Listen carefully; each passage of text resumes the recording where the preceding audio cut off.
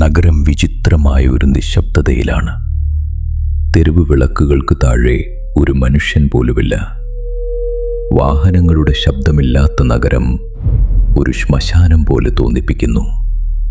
എല്ലാ വീടുകളിലും വിളക്കുകൾ ഓരോന്നായി അണഞ്ഞു തുടങ്ങുന്നു. സിറ്റിയുടെ നടുവിലുള്ള വലിയ ഡിജിറ്റൽ ക്ലോക്കിൽ ചുവന്ന അക്ഷരങ്ങളിൽ സമയം മിന്നിമറയുന്നു.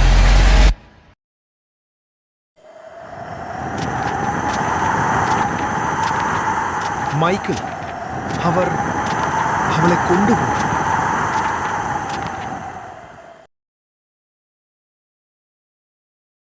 ഹഡ്സൺ തൻ്റെ വർക്ക് ടേബിളിൽ ഒരു ഓസിലോസ്കോപ്പ് പരിശോധിക്കുകയാണ്.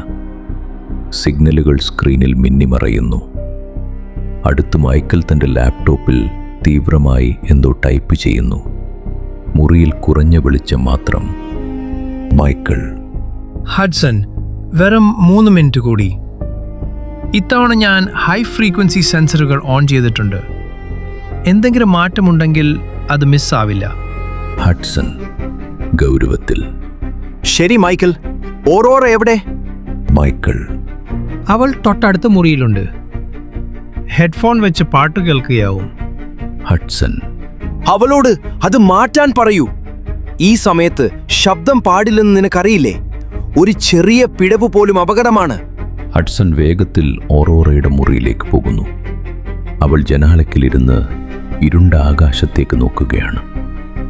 ഹഡ്സൺ വരുന്നത് കണ്ട് അവൾ സാവധാനം തൻ്റെ ഹെഡ്ഫോൺ മാറ്റുന്നു. ഹഡ്സൺ, ഈ നഗരം എന്തിനാണ് ഇങ്ങനെ പേടിക്കുന്നത്? വെറും ഒരു മിനിറ്റ് നേരത്തേക്ക് ഇരുട്ട് വന്നാൽ എന്ത് സംഭവിക്കാനാണ്? നമുക്കറിയില്ല ഓറോറ. പക്ഷെ കഴിഞ്ഞ മാസങ്ങളിൽ അപ്രത്യക്ഷരായവർ ആരും തിരിച്ചു വന്നിട്ടില്ല. ഇതൊരു സാധാരണ പവർ കട്ടല്ല. ഒരു ഞൊടിയിടയിൽ നഗരത്തിലെ മുഴുവൻ വെളിച്ചവും അണയുന്നു. പൂർണ്ണമായ ഇരുട്ട്. ഹഡ്സൺ അനങ്ങാതെ നിൽക്കുന്നു. തൻ്റെ ശ്വാസം പോലും ശബ്ദമില്ലാതെ വിടാൻ അവൻ ശ്രമിക്കുന്നു. മൈക്കിളിൻ്റെ ലാപ്ടോപ്പ് സ്ക്രീനിൽ സിഗ്നലുകൾ ഭ്രാന്തമായി ചലിക്കുന്നു. പെട്ടെന്ന് മുറിക്കുള്ളിലെ താപനില താഴുന്നു. വായുവിൽ ഐസ് കട്ടയുടെ തണുപ്പ്. ഹഡ്സൺ ഒരു പ്രത്യേക ശബ്ദം കേൾക്കുന്നു. ഒരു മൃദുവായ ചൂളമടി. ഇരുട്ടിൽ വാതിലിനടുത്ത് ഒരു നിഴൽ രൂപം തെളിയുന്നു. അത് മനുഷ്യനല്ല, പക്ഷേ ഒരാളുടെ ഉയരമുണ്ട്. പുക പോലെ അവ്യക്തമായ രൂപം. ഹഡ്സൺ തൻ്റെ കയ്യിലുള്ള നൈറ്റ് വിഷൻ ക്യാമറ സാവധാനം ഉയർത്തുന്നു. ക്യാമറയുടെ ലെൻസിലൂടെ അവൻ കാണുന്നത് ഞെട്ടിക്കുന്ന കാഴ്ചയാണ്. ആ നിഴൽ രൂപം ഹഡ്സനെയല്ല, മറിച്ച് മുറിയുടെ അറ്റത്തിരിക്കുന്ന ഓറോറയുടെ നേരെയാണ് നോക്കുന്നത്.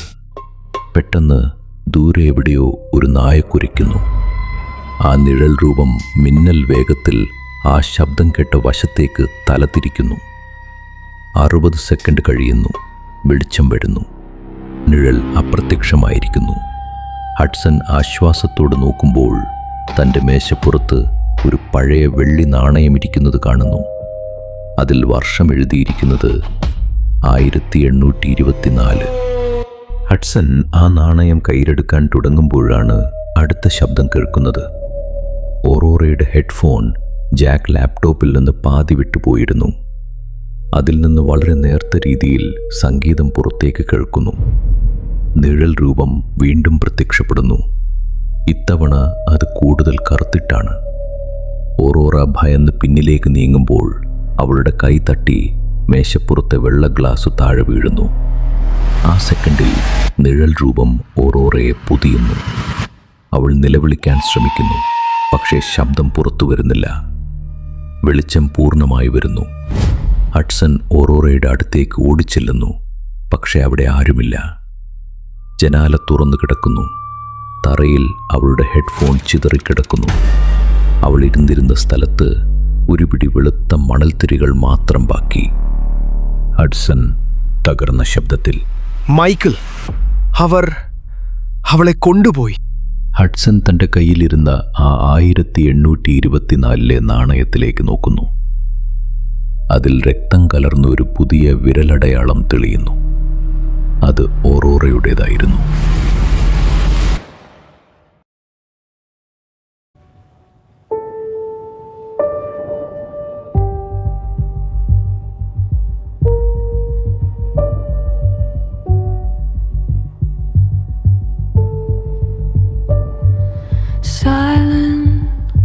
as a graveyard at night.